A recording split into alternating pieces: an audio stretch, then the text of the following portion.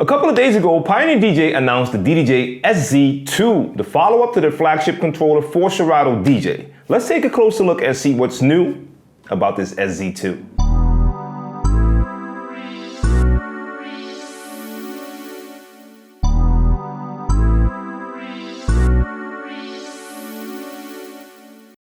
Hey guys, what's going on with djTLM? You're watching djTLMtv. Time to take a closer look at this bad boy right here, the DDJ-SZ2 for Serato DJ.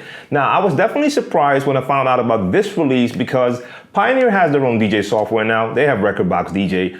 All the latest releases have been for Rekordbox DJ controllers, so it's pretty dope to see that the Serato users still get some updated stuff. Now, I'm gonna be honest straight away, this is not a groundbreaking new unit. It is very similar to the DDJ-SZ with a couple of added features to go along with the latest version of Serato DJ. So this is not going to be a full review. I'm just going to show you some of the new features on this controller. If you want to know more about the rest of the features, you need to check out my full review of the DDJ-SZ by clicking the card right there or clicking on the link in the description box down below. Now let's take a look at this unit right now.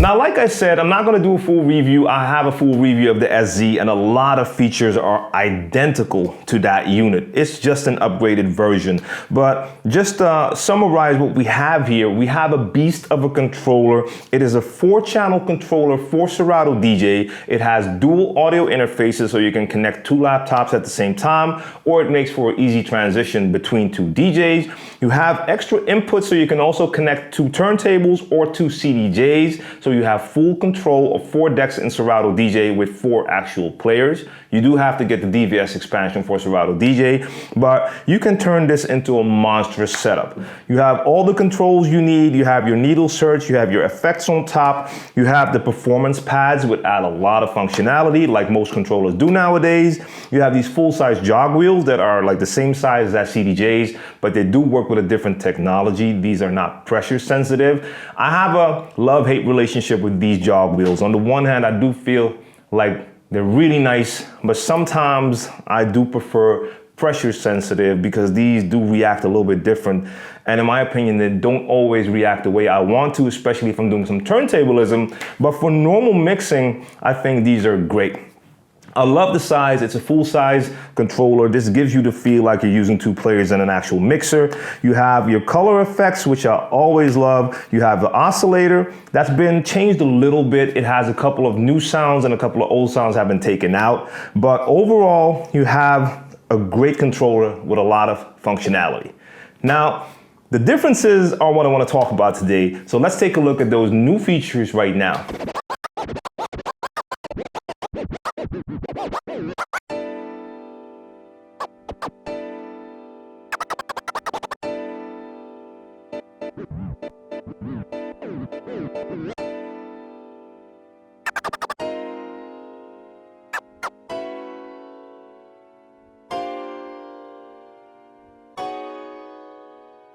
Another added feature to the performance pads is that you now have the option to use pitch play on your performance pads. Now, especially if you want to get creative and you have some nice tones or a nice vocal, this allows you to do some very cool stuff. And I love working with the performance pads, so I'm glad that they added that feature in there and not on another part of the controller, because this is where you want to do most of your performance stuff.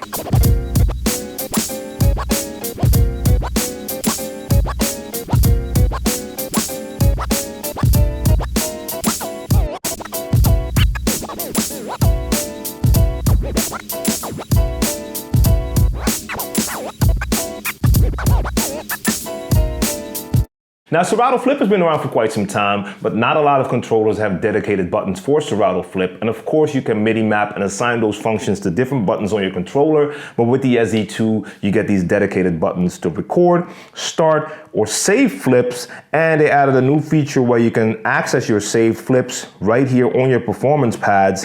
So that gives you easy access. You don't have to scroll to your laptop to do it. So that's always a good thing, in my opinion.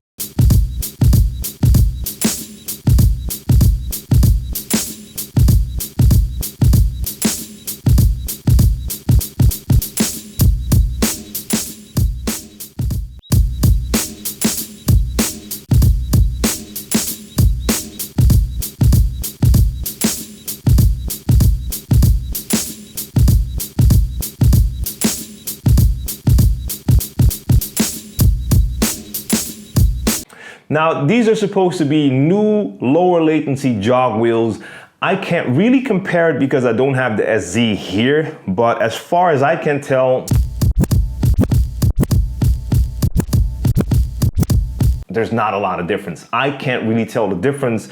If I remember correctly how the SZ felt, these feel about the same. So maybe if you measure it, they're actually a little bit lower in latency, but not noticeable as far as I can tell. So someone with both units will have to do a side-by-side comparison to see if that's really true. Now, another thing that I really love, and in my opinion needs to be on any controller or mixer that I use, is post-fader effects. Something that's real important to me. I love it that I can just take those faders down and an echo continues to go on instead of you shutting off the entire sound and your effect sound. So post-fader effects, for me, a must, and this controller has it.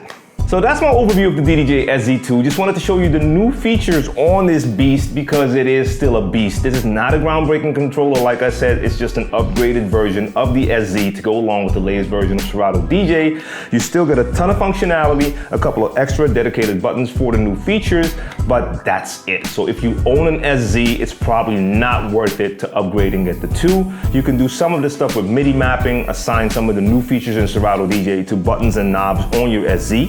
If you own the SZ and you've already done some custom mapping, let us know in the comment section down below. You might be able to help some other SZ users out.